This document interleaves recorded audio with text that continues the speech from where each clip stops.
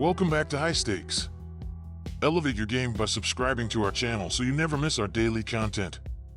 For exclusive access to our premium betting picks, join our Patreon. Find the link in the comments section below. Stay ahead with High Stakes. UTSA versus Texas, the Longhorns are allowing just 6.0 points per game while the Roadrunners are giving up 32.5 points, which shows these teams are on two completely different levels entering this game. This is one of the better Texas teams in years. UTSA has struggled to move the chains as they have gone just 10 of 33, 30.3% on third down attempts, while Texas has gone 16 of 28, 57.14% on third down opportunities entering this Week 3 game. With the dominance that Texas was able to play with last week over Michigan, they should be able to do the same this week and be completely dominant against a lesser team. The Roadrunners are not able to run the ball effectively as Robert Henry's 56 rushing yards leads the program, and that is surprising as the Longhorns are the team decimated by a weak running back room after the C.J. Baxter injury during the preseason. Go with the Texas Longhorns to cover a massive spread, and they should have no issue moving the football and scoring touchdowns consistently. The Texas Longhorns are going to be able to move the ball at will throughout the game as the UTSA Roadrunners are not going to be able to slow things down.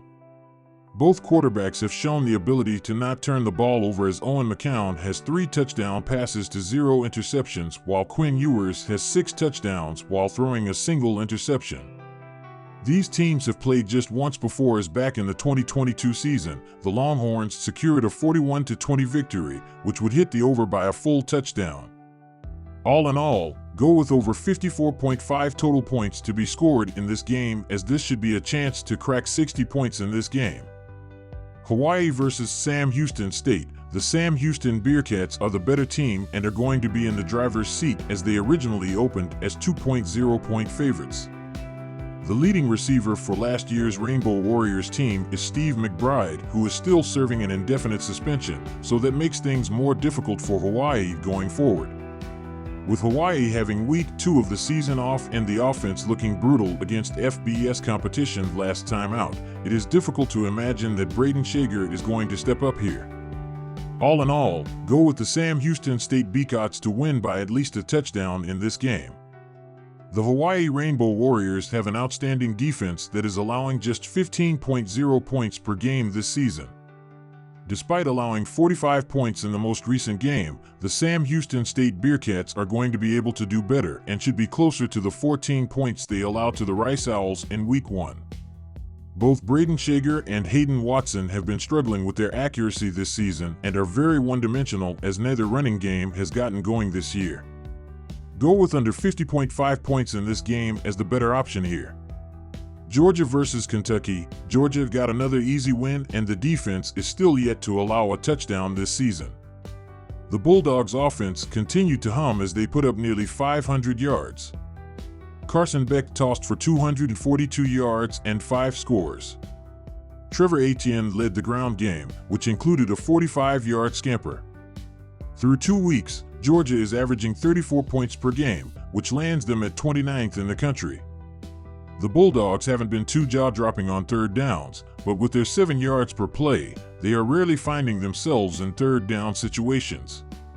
They have preferred to air the ball out, throwing at the 30th highest rate in the nation, and Beck is completing nearly 70% of his throws. The ground attack is still producing, however, and Georgia is garnering over 6 yards per tote. With Beck taking great care of the football and the Bulldogs being perfect in the red zone, the offense looks poised to hum here. Kentucky was held to 6 points as they lost at home as 9.5-point favorites. The Wildcats were held to under 200 yards and converted just 3 to 14 third down tries.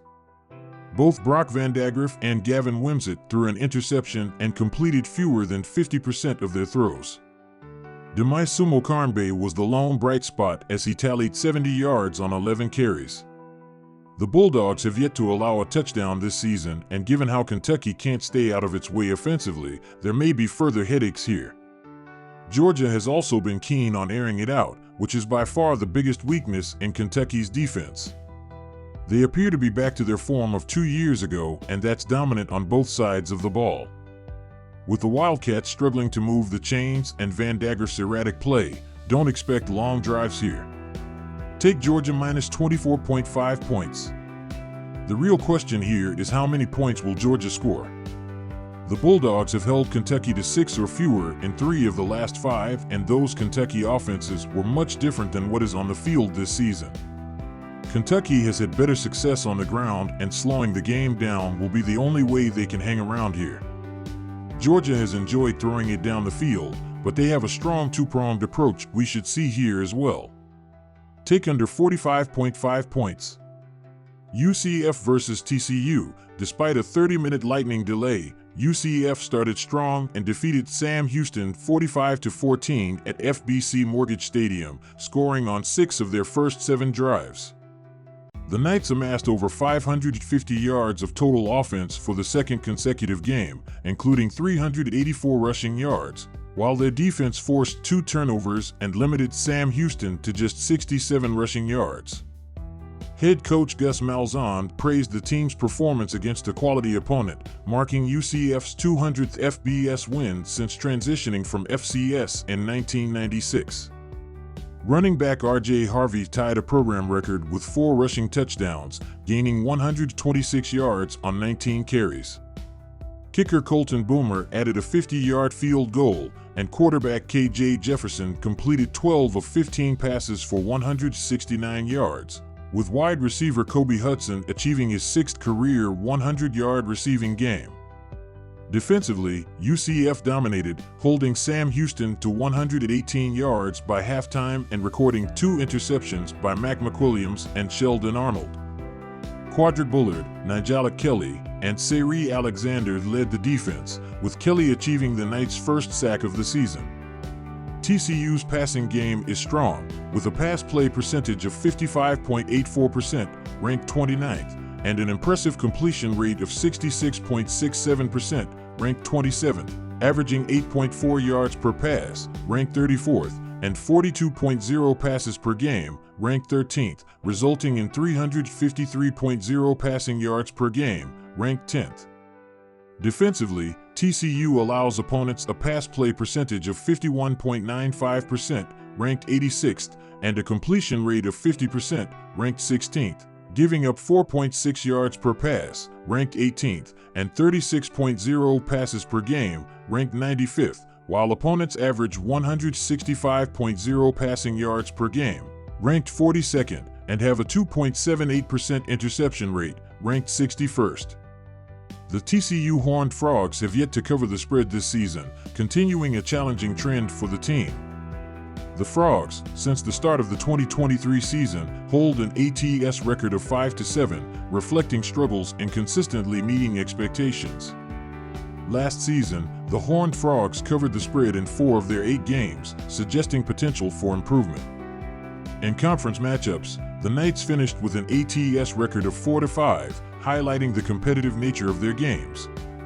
As the season progresses, both teams will aim to enhance their performance against the spread to regain momentum.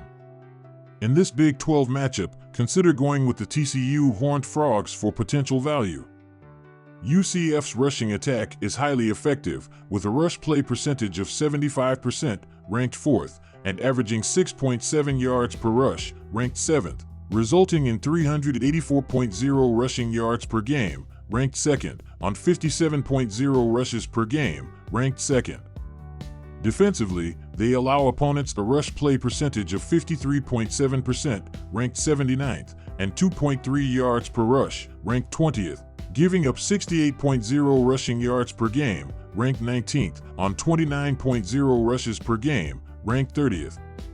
In the passing game, UCF has a pass play percentage of 25%, ranked 127th, with a completion rate of 82.35%, ranked 4th, averaging 10.0 yards per pass, ranked 18th, and 170.0 passing yards per game, ranked 87th.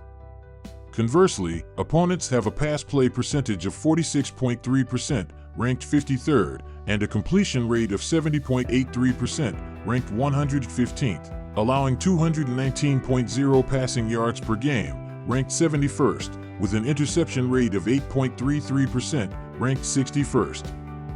The UCF Knights have successfully covered the spread in both of their games to start the 2024 season, showcasing their strong performance early on. However, when facing opponents on the road dating back to 2023, the Knights have covered the point spread in only 2 of their last 6 road games, indicating some inconsistency in away matchups.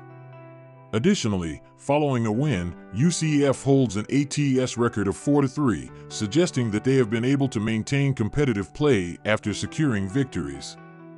As the season unfolds, the Knights will aim to build on their solid start while improving their performance in road games. This season, the UCF Knights have seen one of their 2 games fall short of the posted total, while going back to 2023, 7 of their last 15 games have exceeded expectations in points.